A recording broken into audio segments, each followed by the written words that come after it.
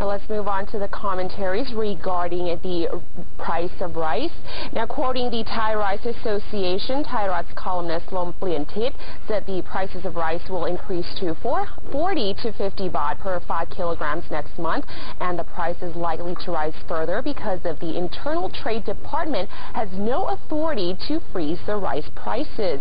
Now, the writer said the minimum wage hike scheme has not been implemented but the prices of rice is already spiking. Now, Lom Pliantit said it wouldn't be fair if the local consumers would have to take the burden from the government's policy. Right. The writer also said that the government should probably implement a two-tier policy where local consumers pay less than rice being exported, and he cited that, say, OPEC exporting countries, for example, where the prices of oil in a local exporting country is less than that's being sent out overseas. Perhaps the government should launch a blue flag fare for rice, just like the Apisit administration for eggs, to help the domestic consumers. We now move on to another story, which is talk of the town of a lot of newspapers, which is amnesty for former Prime Minister Thaksin. Shinawatra, you have some details there. Yes, the opposition Democrat Party has warned the Pheu Thai government to adhere to the due process of the law and avoid double standards when handling the petition seeking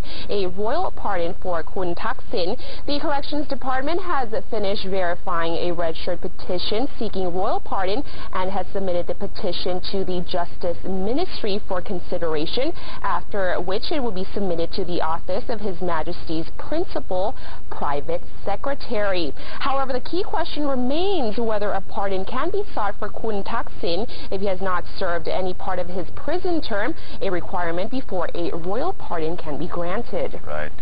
Democrat Party leader Apisit Vechachiwa said that the Prime Minister must not put personal relations ahead of the due process of the law and must handle the matter in a straightforward manner. He said that the executive branch would rarely submit a petition seeking a royal pardon for a fugitive on the run. Therefore, the government should follow the same standards and avoid cronyism. Kun Apisit also said that his government, when he received the petition originally, found that of the 3.5 million people who signed the petition, 2 million had proof of identity, but the other identities remained questionable. Now, Prime Minister Yingluck yesterday insisted the government was not rushing the process of seeking the royal pardon and that the petition had followed proper procedures. She said the petition was among a backlog of work left unfinished by the previous Apisit Vechachiwa government that needed to be cleared. And with that, we'll take a break, but we'll be back with more details of flooding across the country. Welcome back to the program. Now we move on to our next story. Now the government says it doesn't have enough money in the budget to pay for flood relief because the previous Democrat government has exhausted the general budget. Now government spokesman Titima Chai Sang yesterday said that the previous government had spent more than 40 billion baht on flood relief, but the flood situation remains unresolved. Now, Kun Titima said that there was about 67 billion baht in the general budget during the Democrat-led government, of which 36 billion baht was spent for flood relief. Now, 9.9 billion baht spent from the mid-year supplementary budget and another 1 billion baht drawn from the Thai Kemkang economic stimulus scheme on solving flooding problems. She said such huge spending by the previous government has left the present government with insufficient funding for flood relief. Kun Yingluck added that, not Kun Yingluck, but Kun Titima said that huge spending by the previous government has left the present government leaving with insufficient flood funds for the budget. Right. Now, the former Prime Minister Kun Apisit rejected, quite not surprisingly, the allegations by the administration. He said that there was sufficient funds left for the budget. As of July, he said there was about 301 billion baht left.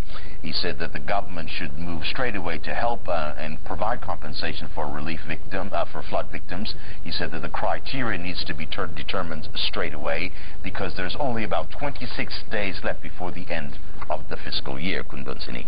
Right, and Prime Minister Shinawatra yesterday said the government is ready to increase the emergency budget for flood relief, and the Interior Ministry will tomorrow seek cabinet approval to increase the compensation payment to 5,500 baht for each flood-hit household. She said she has instructed the Budget Bureau to find ways to seek more funding, and she also denied that the government was trying to avoid meeting its obligations to help the flood victims. Right. We move on to one other story, which is really important today. It's a long time coming. Right. Now, it's been 14 years in the making, and the National Broadcasting and Telecommunications Commission will be unveiled today when the Senate elects its 11 members.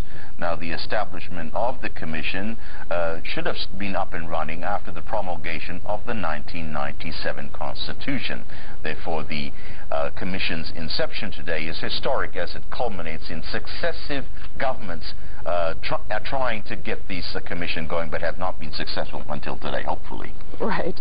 And the NBTC's main task is to draft a master plan on the broadcast frequency management, which will be put up for referendum before being implemented. Now, the plan governs a redistribution of broadcast and telecommunication frequencies, with the exception of those bound by concessions not yet expired or those specified by the Constitution as off-limits to the NBTC.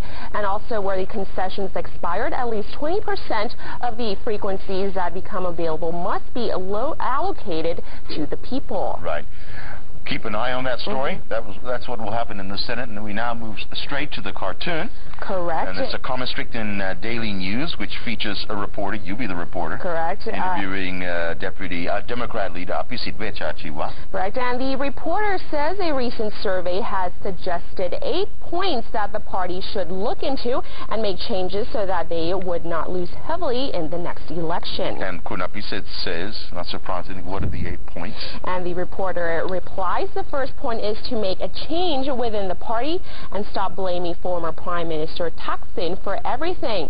And number 2 is... But before the reporter can even finish number 2, Apisit says, no, wait on, hold on. The first point was already tough and hard enough.